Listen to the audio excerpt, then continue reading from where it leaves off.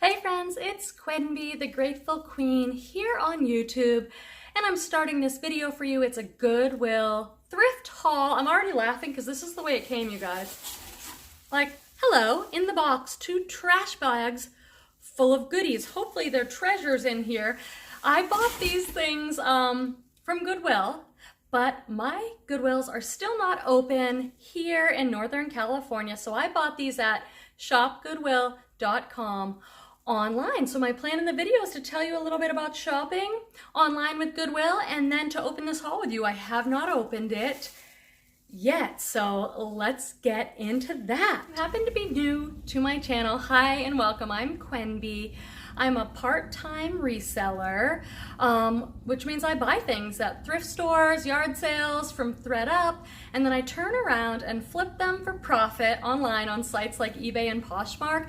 I've been doing it almost 9 years, and it's a business I really enjoy, and it's a great way to earn a little extra money on the side and work for yourself and work from home. I really love it, so I share all about that on my channel here, so please consider subscribing. We have the best community. I would love to have you as part of our community. We do a live show every Friday at 5 Pacific, and we talk all things reselling, and it's really great. So subscribe and hit that little bell so you get notifications when a new video comes out or when I go live.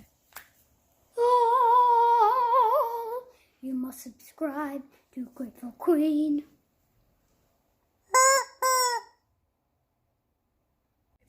So I'm opening this box now. It's kind of like an unboxing because I bought these things online with very little information because that's the way shop Goodwill is.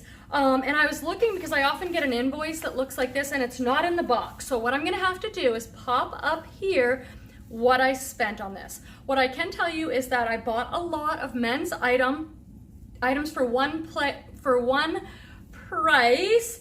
So I'll put up what I paid for it, and this is what it breaks down to per item. And I'll put that information up here so you know. Goodwill Online, it kind of reminds me of eBay in the old days. If any of you are familiar with that, I've been selling on there 9 years. So it used to be mostly eBay was auctions. Now they do a lot more buy it now fixed price stuff, but shopgoodwill.com has a lot of mostly auctions, which I don't love because you have to sit there waiting at the last minute, like to try and get that bid. I find it a little stressful. I prefer to buy things outright, even if it's a little bit more, to avoid that stress of having to bid. I don't know, what do you guys think about that? So this is a lot of men's items. On Shop Goodwill, they'll show you a picture. I don't know this brand, do you guys? I'll have to look this up. If I learn anything about these items, I'll pop up comps or helpful tips somewhere on the screen so that we can all learn together. This is pink. Thomas Pink, Jeremy Street, London, Indigo. It looks nice. This is a men's blue, kind of like lightweight denim shirt almost. Here's the logo. There we go. Looks kind of like Ralph Lauren, and I think there was Ralph Lauren in here. Appreciate my men customers because I think things sell for a little bit more, and I very rarely get returns on eBay from my male customers. So I'll look up what this shirt is. It's XL, it's in super nice condition. Shop Goodwill will just say like as is. Sometimes in the information section, they'll list like if they note flaws, but sometimes like with a lot, they won't. Oh, this is new with tags. They'll just say like as is. So you just, it's a risk like any other mystery box kind of thing. This is Penguin. It's a men's XL. Oh, maybe this was the XL lot. Lot of XL men's clothes. This retailed for $89. It's a cool color, my favorite. Kind of like a turquoise. Is it linen? It's beautiful. God, I don't remember. I bet you they showed me like one picture and it said men's XL lot, and I was like, that sounds good. This feels like linen. I'm checking the material content because that would be awesome. 100% linen. So a men's new with tag, $89, 100% linen top, shirt. That's awesome. Normally I put all this stuff on eBay because I think it'll do better over there, but now I'm cross-listing using Vendu, which has been so awesome. It's probably the thing that's changed my reselling business the most and allowed me to sell more. Another one of those, like when eBay came out last year with being able to send offers to watchers. They never had that before, and I'm making a lot more sales using that feature. And cross listing is so easy and so inexpensive that that's really changed my business. Ooh, this is Michael Kors, size XL polo shirt. What color is this? This is nice. It's kind of like red, but it's like a red heathered, like red and white. And it says Michael Kors. There's the MK for Michael Kors on the chest there. I really like this. This feels really nice. This is good. I think I did pretty good with this lot. Yeah, that's really cute. All right, going into the bags here. Okay, another Michael Kors, and I love the print on this. Big fit, size 18.5, Michael Kors, big fit. Look at the gingham on this. It's white with a blue gingham, really classic. And you know what? So far, you guys, these are like in really excellent condition. I'm really happy with the condition of these. This says big fit. This looks so big. I am a reseller who always puts measurements in my listings. Do you guys? Not everyone does, but I shop a lot for myself on both Poshmark and eBay, and I'm like totally different size depending on the brand, depending on the style. So I don't buy anything personally that does not come with measurements. So I made a decision in my business a while back, like just put the measurements in there. It's extra work. Some people have given up on it, and I totally get it because it is extra work. First bag down, then we have another bag in here. How do you think I'm doing with this lot? So I always put the measurements in. Oh, this is cute. It has a stain on it though, I think. Bummer. This is one of the ones that I thought looked good. So, what is that, a dry cleaning tag? This is Polo Ralph Lauren extra large. It still has the little pin here, which would make you think it's new, right? And then, but this looks like a dry cleaning tag here. Oop, came right off. Yeah, that's like a dry cleaning tag. So that's confusing. Did he wear it and leave the little pin there? You'd think that'd be uncomfortable. Anyway, I love this shirt because it's a polo shirt, but do you see how it has like this? Oh, why do I always do that? Drop the merchandise. It's a polo shirt, but it has like a palm tree, like beach island look. That like bleaching is intentional. I really like this. I remember seeing the picture.